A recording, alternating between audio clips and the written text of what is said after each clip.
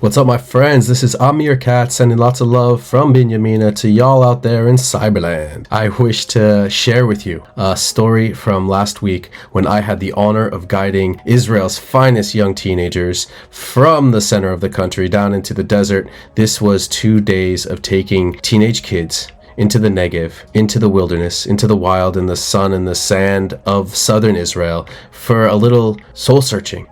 Getting city kids to leave their comfort zone is not an easy feat, and all the more so when it means trekking and hiking, pushing them up mountains, which is something that I specialize in, the dual art of harassing and encouraging young bodies and minds to find the strength within to commit. It's a powerful lesson that I have to learn each and every tour that I take for myself. And so to share that with other people is a reminder for myself of everything that the human spirit can achieve with the right mindset. And so these young people join me as we head down south, and we were able to trek Ein Uvdat and Nahal Peres and all kinds of wonderful sites down in the Negev desert that take us away from the comforts of familiarity. The desert speaks a language unto itself, which is very mystical and magical. The Jewish people found our Torah and our 10 Commandments down in the desert of the Sinai, and the Negev is the sister desert, so we also had a relationship to that sacred space.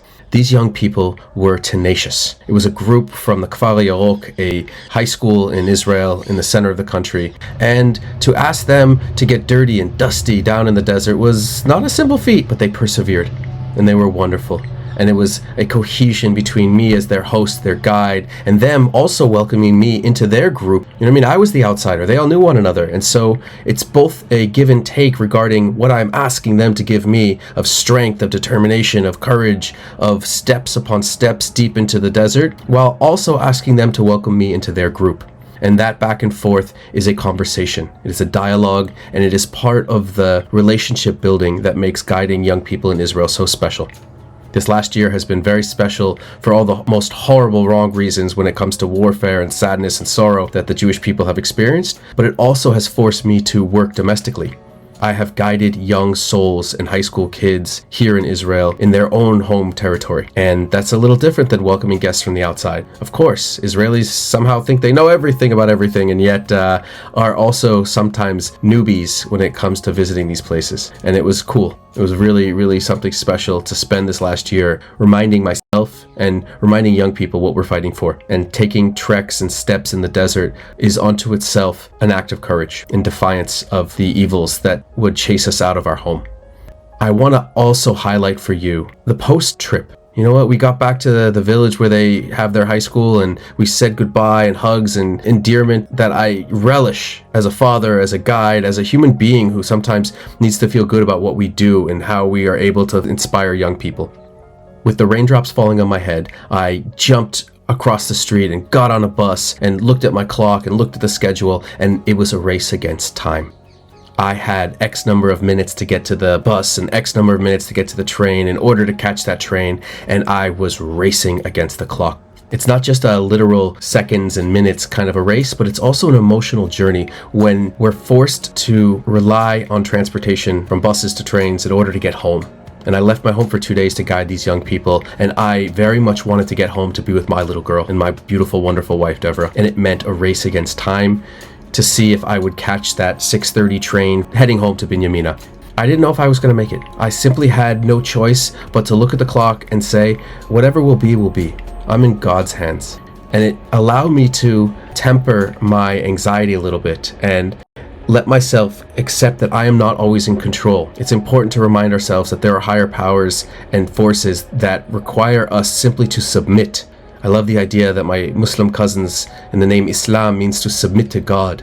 And I think they also have a more profound understanding sometimes when it comes to Kulu min Allah. It is from God and to God. And therefore, we who obsess over control need to accept that there are things that we cannot control. And I could not control the clock, or whether the bus caught red lights, or whether there were cars that prevented me from getting a little bit closer to my destination. And I worked really hard, instead of staring at the clock and waiting and wondering with my heartbeat racing, to let go, to leave it up to my Creator, to accept that maybe I would miss the train and it would be okay.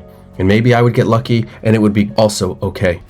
And as I jumped from the bus and jumped on my e-scooter and flew towards the station and breezed past security, I get to the front of the ticket booth and I put down my Ravkov, and I did not have enough money left on my card.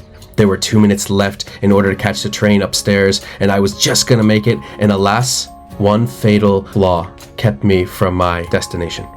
And I smiled and laughed, because this is fate, and this is the way it is sometimes, in preparation and anticipation and excitement and racing the clock. And alas, I was 2 shekels short on my pass to be able to get through the terminal to get on the train. And then I looked over at the gentleman working at the ticket booth, and he looked at me and he smiled, and I smiled back at him, and I laughed because it was okay. It was gonna be okay, and I'd catch the next train half an hour later. And he says, "How much you got on the card?" And I says, "I don't know. Maybe a couple shekels short." And he takes my card from me and goes around the corner to the office and comes back and says, "Yalla, go get home." And I smiled and laughed and was grateful because somebody was there to help me on my way.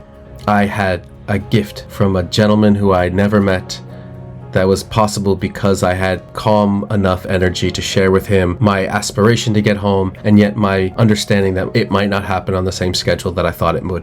I smile and I show thanks and gratitude for the clock, for the bus driver, for the train that was 2 minutes late, so I didn't even have to rush as much as I thought I had, and for all those wonderful young souls who let me guide them for a few days down in the desert. My name is Amir, and this is A Grateful Guide, back in gear and leading groups once again, wishing you all l'chaim.